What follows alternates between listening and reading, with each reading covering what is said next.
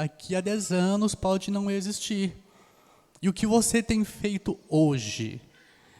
A grande reflexão para nós é como você tem vivido a sua vida hoje.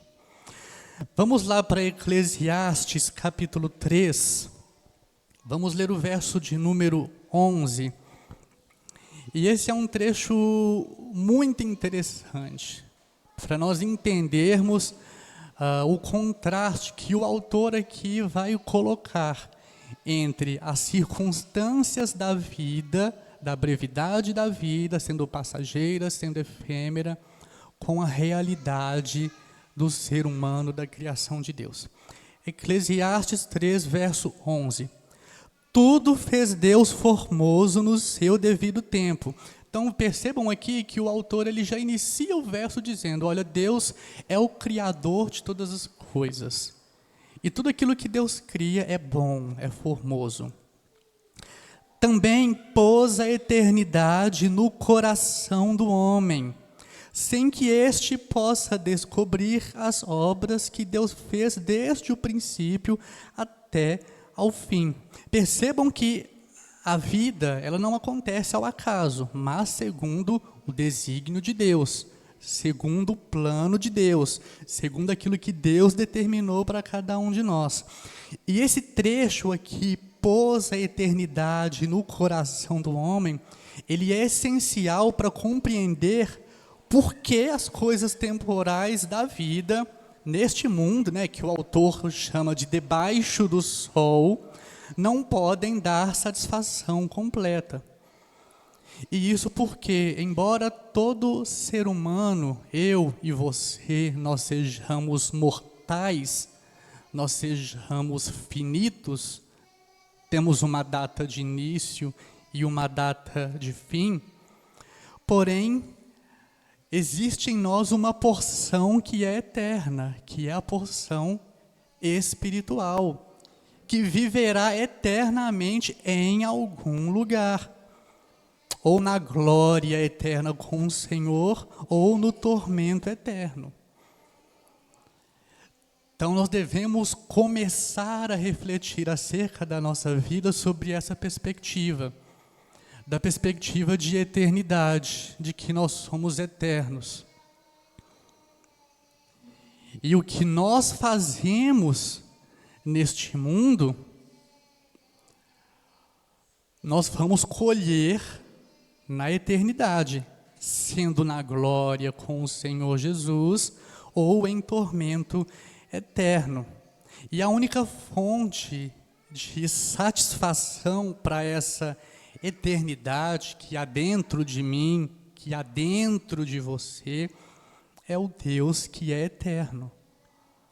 Só o eterno, só o Deus eterno pode preencher esse vazio que há dentro de nós, pode suprir essa eternidade que há dentro de nós. Experiências prazerosas, aquisição de bens, nunca poderão dar satisfação plena. Por quê? Porque não são eternas. Nós temos momentos de alegria, temos momentos de prazer, momentos de satisfação, mas esses momentos terminam.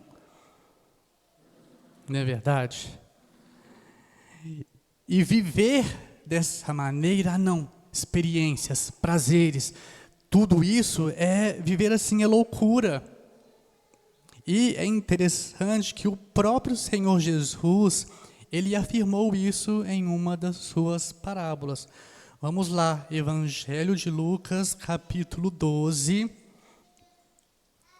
Abram lá, por gentileza.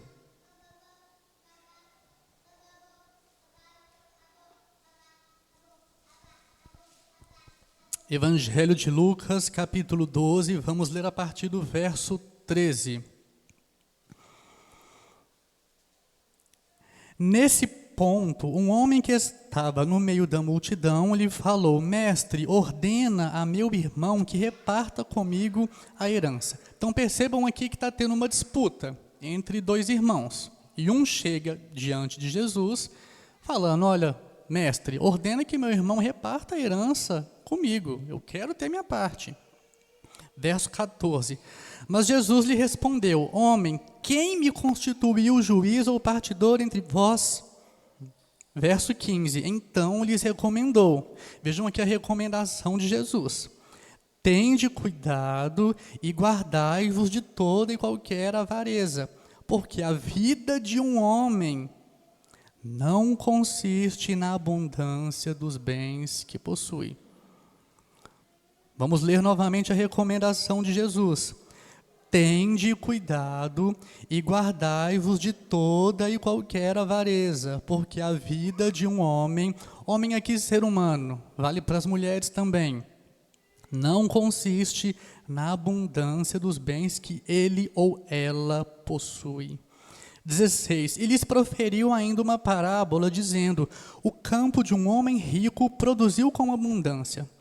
E arrazoava consigo mesmo, dizendo: que farei, pois não tenho onde recolher os meus frutos? E disse: isto farei, destruirei os meus celeiros, reconstruí-los-ei maiores, e aí recolherei todo o meu produto e todos os meus bens. Então percebam aqui o cenário que o Senhor Jesus nos apresenta. Um homem possuía um campo, ele investiu nesse campo, o campo produziu abundantemente. Tão abundantemente que os frutos dessa colheita não caberiam no celeiro atual que ele tinha. Então vamos aí trazer um exemplo. Se o celeiro dele era de 100 metros quadrados, não cabia. Então ele pensou: não, eu vou destruir esse de 100 e vou construir um celeiro agora de 300 metros quadrados. Aí vai caber tudo aquilo que eu recolhi. Verso 19. Então direi à minha alma: tens em depósito muitos bens para muitos anos. Descansa, come, bebe, regala-te. Mas Deus lhe disse: louco, esta noite te pedirão a tua alma, e o que tens preparado, o que tens recolhido, o que tens ajuntado, para quem será? Assim é o que entesoura para si mesmo e não é rico para com Deus. Então percebam aqui que aos olhos de Deus, como eu disse anteriormente, viver dessa maneira é loucura. E aí fica a reflexão para nós. Será que nós temos sido loucos a chegar a este ponto de trabalhar, de ter os frutos e de juntar, ostentar, simplesmente para ter? No verso 21, diz aqui qual que deve ser a recomendação para nós. Nós devemos ser ricos para com Deus, não entesourar para nós mesmos, mas mostrar a nossa riqueza espiritual, a nossa riqueza interna. Conseguem perceber como a busca por vaidade, como ela é um ciclo sem fim, que apenas alimenta frustração e descontentamento? Essa pessoa aqui tinha tudo, mas ainda assim ela estava frustrada, ela estava descontente. Irmãos, vamos ser realistas, vamos falar a verdade aqui. Nós também somos assim. Um exemplo, né? Se hoje eu tenho um emprego, um salário onde eu ganho 2.000 e estou vivendo bem, mas ainda assim eu não estou satisfeito. Eu vou querer um emprego com 5.000. Aí eu chego nos 5.000. Não, agora é 10.000. Aí eu vou para o 10.000. Aí depois não, 15.000, 20, 30. Novamente, vou deixar isso muito claro, vou ressaltar para vocês: não há problema nenhum em crescer profissionalmente, em estudar, em crescer dentro da sua empresa e, consequentemente, o salário vai aumentar. Não há problema nenhum nisso. O problema é quando nós colocamos o nosso propósito de vida nestas coisas. Não deve ser assim. Isso é uma evidência de descontentamento. de frustração. E é muito interessante que na sequência aí de Lucas, nos versos seguintes, especificamente no 33 e no 34, o Senhor Jesus vai dizer: fazei para vós bolsas que não desgastem, tesouro inextinguível nos céus, onde não chega o ladrão, nem a traça consome. Porque onde está o vosso tesouro, aí estará também o vosso coração. Então percebam aqui que a recomendação de Cristo para nós é fazer bolsas que não desgastem, fazer depósitos que não vão se destruir, que não vão se desfazer. Aqui é uma figura de linguagem. Tesouro inextinguível nos céus. É esse tipo de tesouro que nós devemos buscar crescer em nós, buscar aumentar em nós, armazenar, desenvolver. A busca por prazeres deste mundo, por fama, por reconhecimento, glória, bens e riquezas, são formas de vaidade, de uma pessoa que é vaidosa. Mas agora nós vamos ver uma outra maneira como a vaidade também se manifesta. Abram lá Provérbios, capítulo 31.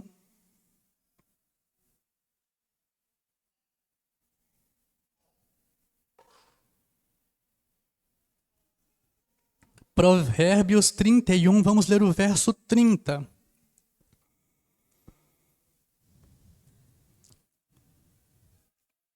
Diz assim: enganosa é a graça e vã a formosura, mas a mulher que teme ao Senhor, essa será louvada. Vã e vaidade são palavras sinônimas. No hebraico, no original, é a mesma palavra, aquela evel, que nós vimos.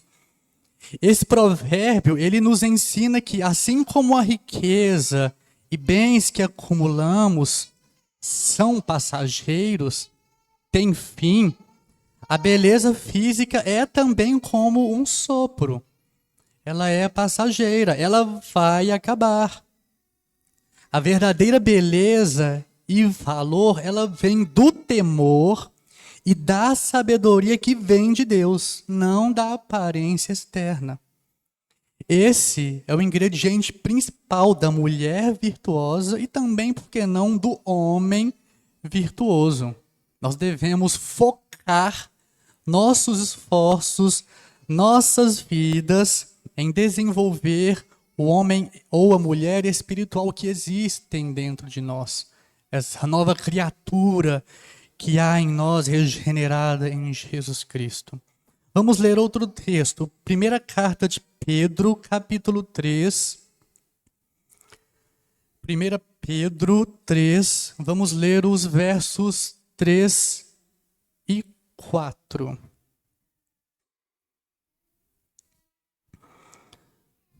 Vejamos aqui a orientação do apóstolo Pedro.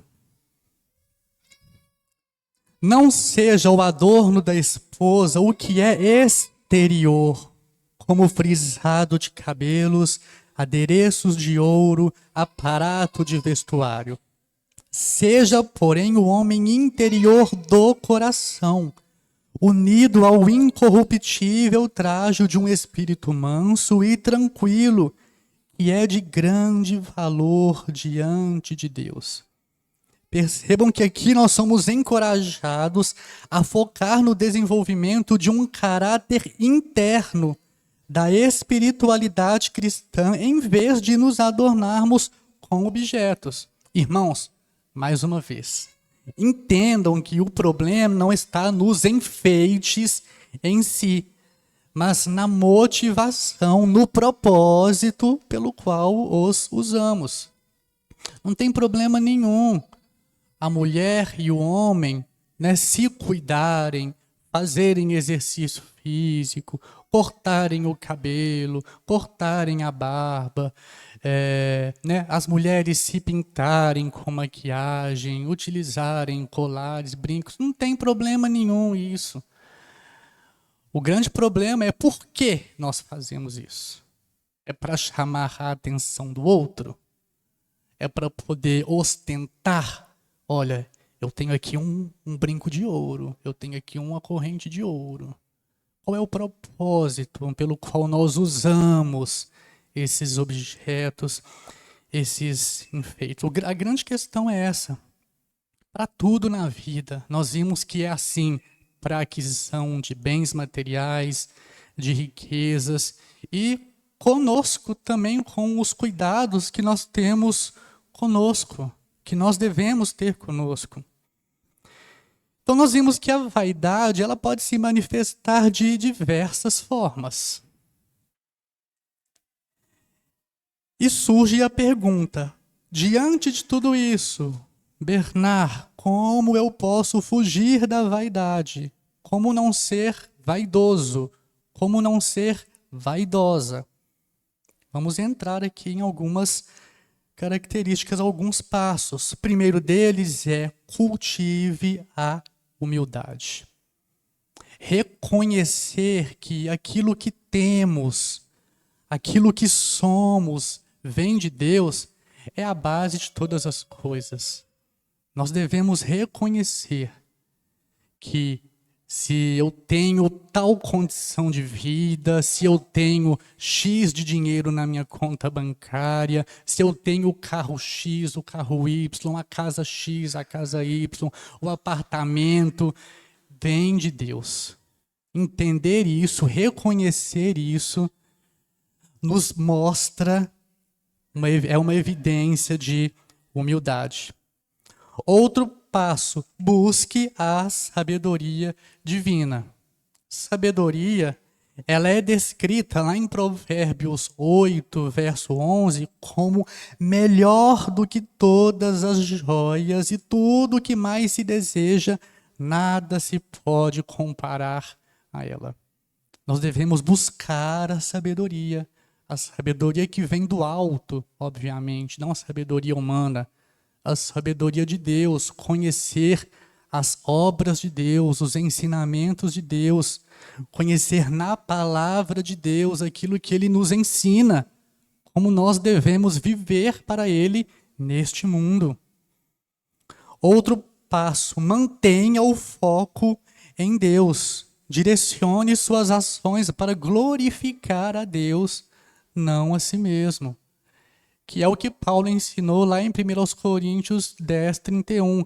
Quer comais, quer bebais, ou façais qualquer outra coisa, seja para a glória de Deus. Então, se você estuda, estude para a glória de Deus. E aí o Senhor vai te abençoar. Se você trabalha, trabalhe para a glória de Deus. O Senhor vai te abençoar, vai te prosperar. Se você é pai, se você é mãe, faça isso para a glória de Deus. Se você tem boas condições financeiras, utilize-as para a glória de Deus. É assim. A gente acha que é difícil, mas na verdade é muito simples a orientação para nós. E outro passo é valorize o interior. Nós devemos desenvolver uma vida de piedade. É aquilo que foi dito. Nós somos seres humanos, mas em nós há uma porção que é eterna. A vida neste mundo vai acabar, mas e no mundo por vir?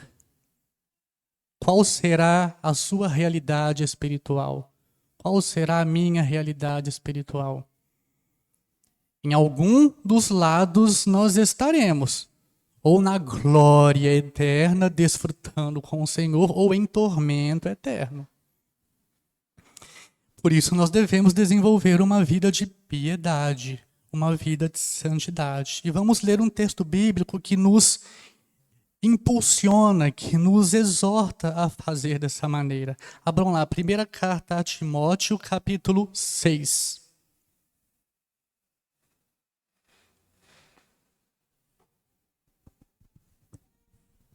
1 Timóteo, capítulo de número 6.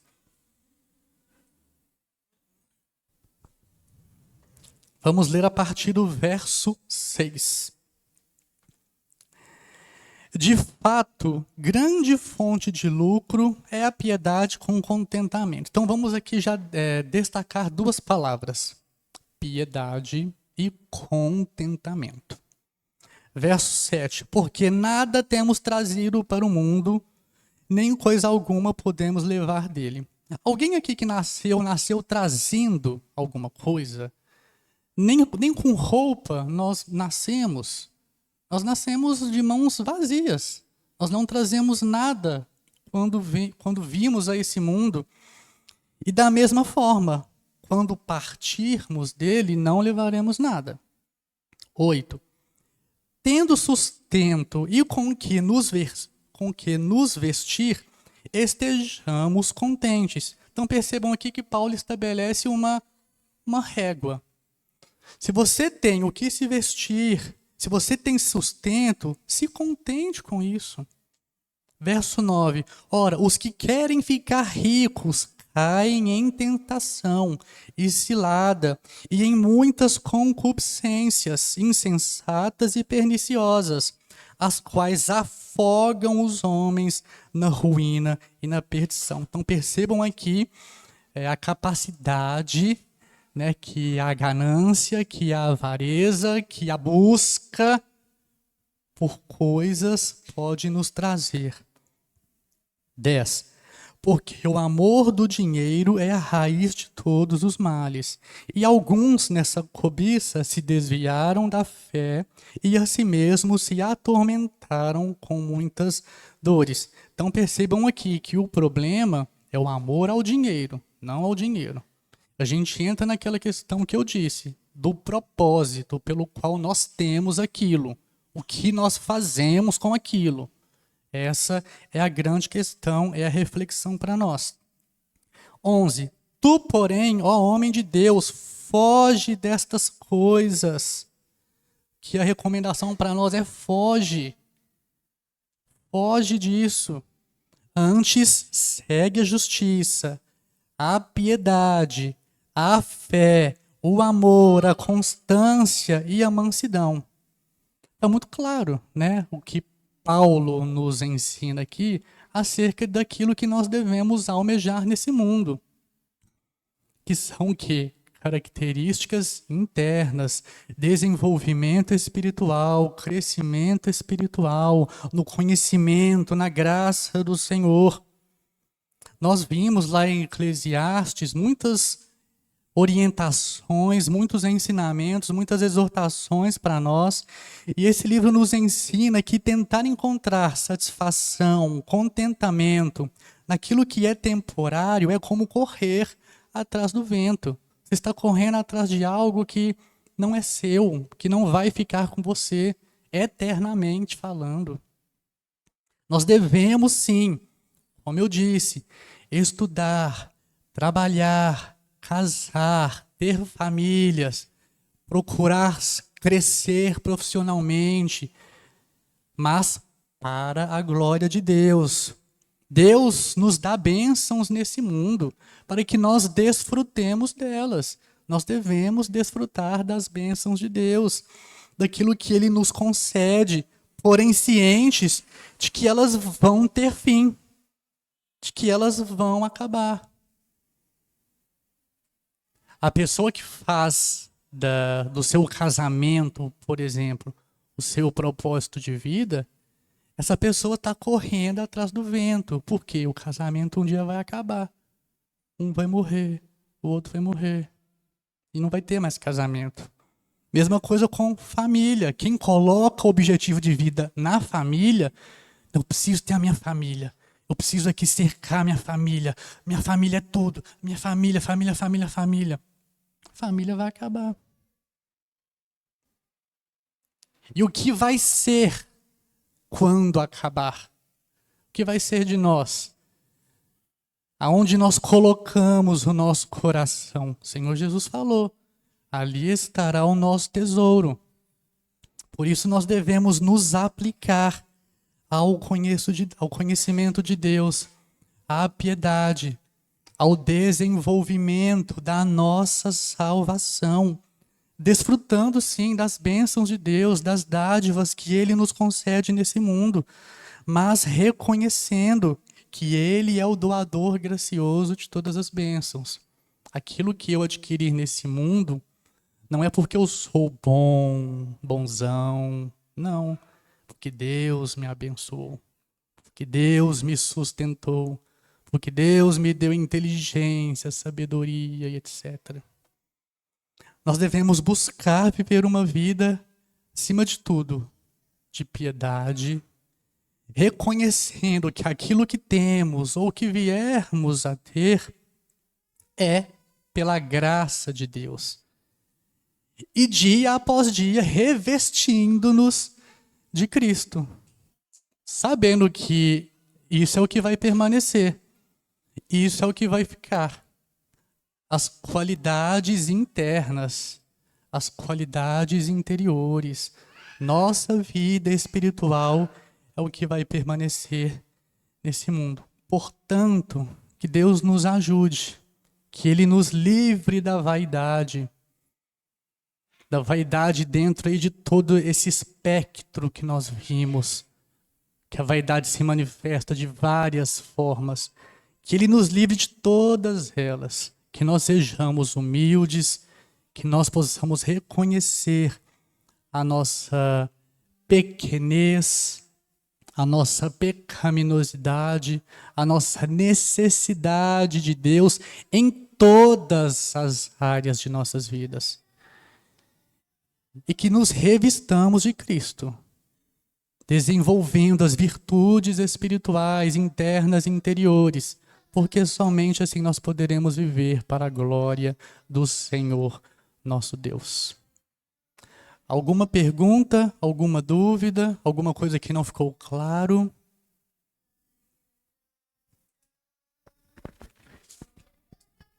Ô, Bernardo, eu fiquei pensando aqui, enquanto você falava, e tentando fazer um resumo para mim, né? Eu gosto muito dos conceitos, falo isso sempre aqui com os irmãos. Eu gosto sempre de ter um resumo do conceito, assim, de uma frase, né? E para mim fica a questão da vaidade como o foco em tudo aquilo que não é eterno. Sejam coisas grandes ou coisas pequenas, né? Eu estava me lembrando, eu e minha esposa, nós criamos um lema lá em casa, logo no começo do casamento, e eu sempre falava assim, fazia a pergunta para ela: vale a pena estressar por isso? Então a gente começou a pensar sobre coisas pelas quais valia a pena discutir, no bom sentido, né? Discutir no bom sentido. E aí a gente vai percebendo que se a gente não vai fazendo esse filtro, a gente acaba sendo atormentados por muitas dores. Eu tenho refletido bastante sobre a vida, e se nós pararmos para fazer uma reflexão honesta, nós vamos perceber que grande parte das angústias que padecemos hoje, das preocupações, das ansiedades e outras coisas, elas são o reflexo daquilo que nós mesmos estamos cultivando. Porque nós estamos colocando muitas vezes o foco nas coisas erradas, discutindo por coisas secundárias e terciárias, e esquecendo aquilo que é prioridade, Essencial. o que é essencial. Então é interessante como que a Escritura nos aponta o caminho para a felicidade a partir do essencial, do básico, daquilo que tem propósito. Todo o resto são roubadores de propósito.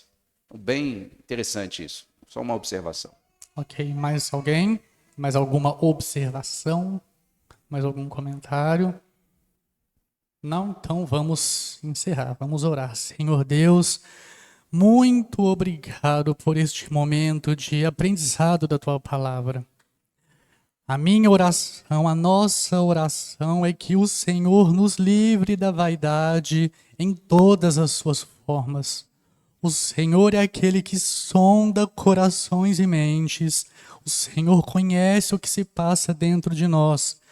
Por isso pedimos, ó Deus, desvia os nossos pés do caminho da falsidade, do caminho da vaidade, do caminho do erro, do caminho do pecado, e firma os nossos pés em teus caminhos, que são caminhos de santidade, caminhos de justiça, caminhos de vida eterna, que nós possamos andar, viver neste mundo, não buscando acumular para nós mesmos, mas acumulando tesouros nos céus, vivendo neste mundo, brilhando na glória do Senhor, refletindo a luz de Cristo, que as características de Cristo sejam cada dia mais presentes em nós, ó Deus.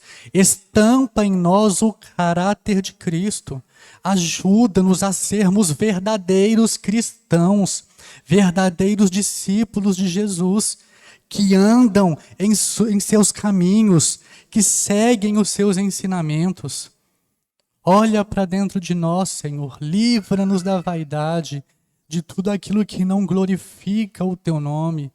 Ajuda-nos a desenvolvermos as qualidades espirituais, porque estas são eternas, e do Senhor receberemos a recompensa eterna, a coroa da vida que está reservada a cada um que for fiel até o fim. Pedimos que o Senhor continue conosco no restante dos nossos serviços, que o Teu Santo Espírito continue nos guiando, nos orientando, para podermos, ó Deus, oferecer a Ti um culto que seja agradável. E nós sabemos que só é possível Te prestar um culto agradável quando estamos em Cristo. Que Ele permaneça em nós, que nós permaneçamos nele. Para a glória do Teu nome, é o que eu oro e agradeço. Amém.